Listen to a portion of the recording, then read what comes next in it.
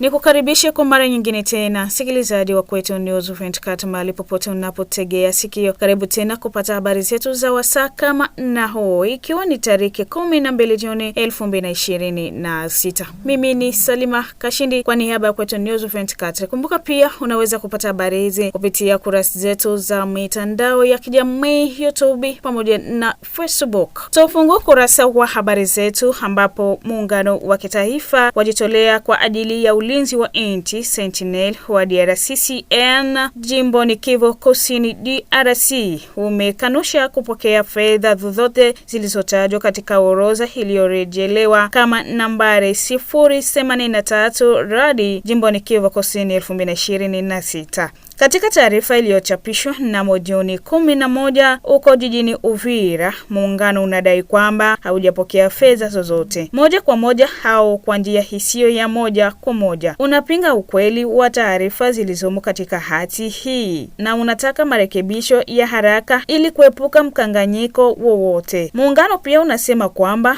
upo tayari kutoa ushahidi wowote ambao unaweza kudhibitisha ukweli. Zaidi ya tani 1.4 za coltan zilizochimbwa katika eneo la Rubaya la Kivu Kaskazini zinadaiwa kuingizwa nchini Rwanda kwa njia za magendo katika kipindi cha mwaka mmoja. Kulingana na Global Witness, madini hayo yanaripotiwa kuingia katika minyororo ya usambazaji wa makampuni makubwa ya kiteknolojia na magari ikiwa ni pamoja na Sony, Microsoft, Amazon, Nvidia na Toyota. Rais Tshisekedi Tshilombo wa Jamhuri ya Kidemokrasia ya Kongo alitembelea mji mkuu mpya wa utawala wa Misri siku ya Alhamisi. Onyesho la maono kabambe ya Farao kuhusu uboreshaji wa kisasa na maendeleo ya miji, kulingana na chapisho kwenye akaunti rasmi ya Twitter ya urais wa Kongo. Wakiongozwa na mameneja wa miradi, ujumbe wa Kongo ulitembelea miradi kadhaa ya miundombinu ya kimkakati ikiwa ni pamoja na wilaya za utawala, maeneo ya kitamaduni na vitu vya biashara ambavyo tayari vinafanya kazi. Ziara hii inakuja siku moja baada ya kusainiwa kwa makubaliano ya ushirikiano kati ya Jamhuri ya Kidemokrasia ya Kongo na Jamhuri ya Kiarabu ya Misri katika uwanja wa maendeleo ya mji. Ni sehemu ya mabadiliko ya kubadilishana uzoefu yanayoendana na maono kabambe ya mabadiliko ya miji yaliyojumuishwa katika mradi wa Kinshasa Kiamona ambao unalenga kufanya mji mkuu kuwa kitovu cha kisasa, endelevu na mashindani. Utekelezaji wa makubaliano ya kiuchumi yaliyohitimishwa kati ya Jamhuri ya Kidemokrasia ya Kongo na Marekani ulikuwa lengo la mkutano wa kwanza wa kikosi kazi ya ufuatiliaji iliyoongozwa Alhamisi mjini Kinshasa na Waziri Mkuu Judith Suminwa Tuluka. Shirika la habari la Kongo AFP lilijifunza kutoka kwa chanzo rasmi. Kulingana na naibu waziri mkuu Daniel Mukoko Samba ambaye anaongoza upande wa Kongo katika kamati ya pamoja ya uongozi, mkutano huu unaashiria uzinduzi mzuri wa utaratibu ulioundwa ili kuhakikisha utekelezaji mzuri wa ahadi za DRC.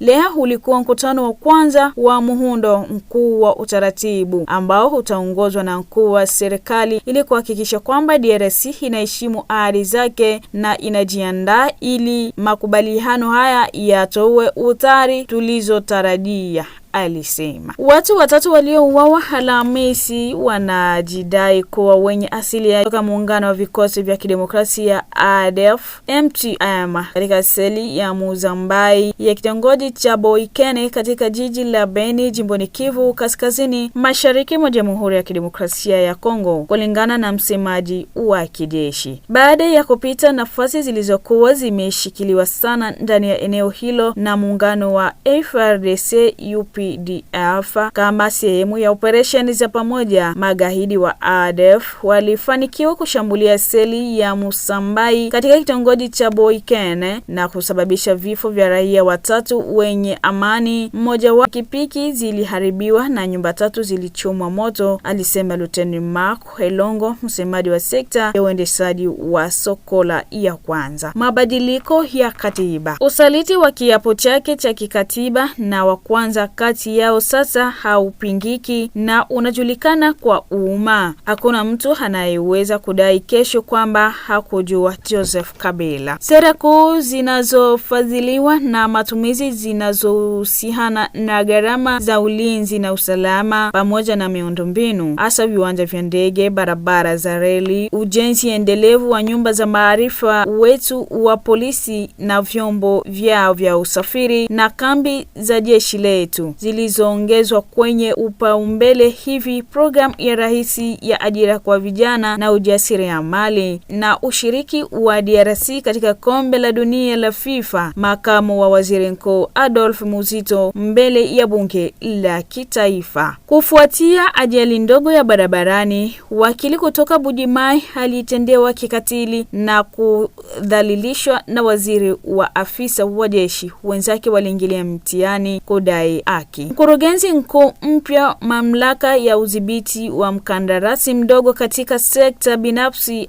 ARSP ilitangaza azimio lake la kutatua ukosefu wa usalama wa mishahara ndani ya kampuni wakati wa sherehe rasmi ya makubaliano iliyofanyika Alhamisi huko jijini Kinshasa, mji mkuu wa Jamhuri ya Kidemokrasia ya Kongo. Dhamira yangu ni kujibu vyema matakwa ya mawakala na wameneja wa mkandarasi mdogo, haswa kutatua ukosefu wa usawa na mishahara ndani ya kampuni hii ili kufunga mkono maono ya mkuu wa nchi Felix Tshisekedi kuhusu ustawi wa jamii, alisema Red Balinyashi, mkurugenzi mkuu wa ARSP. DRC, CAR na UNHCR wamekubaliana kuanzisha upya mpango wa kuwarudisha wakimbizi wa Afrika ya Kati nyumbani kwa hiari kuanzia katikati ya Julai 2026. Wakikutana mjini Kinshasa, washirika hao watatu pia walipendekeza kuimarisha usajili wa wakimbizi wakijiandaa kwa ajili ya kurejea kwa raia wa Kongo wanaoishi katika CAR na kuimarisha fedha kwa ajili ya kuwarudisha wakimbizi waliorejea. DRC kwa sasa inahifadhi zaidi ya wakimbizi 200,000 wa Afrika ya Kati. Kesi ya Rebo Chilo. Akijibu maswali kutoka kwa wakili wa chama cha kiraia Luteni Zababu Musafiri, mshtakiwa na mkuu wa doria aliyemtesa Platini Sadisa, mwathiriwa katika kesi iliyomhusu mwimbaji wa Kongo Deborah Mungala almaarufu Rebo Chilo, alishuhudia mbele ya mahakama ya kijeshi ya Kinshasa Ngaliema Kariso katika Jamhuri ya Kidemokrasia ya Kongo kwamba alikuwa amempelekea Sadisa nyumbani kwake Rebo kwa ombi la mwimbaji huyo. Kwa nini alimleta? Alijibu kwa sababu ilimbidi aseme ni vitu vingapi alivyovichukua kutoka kwenye begi la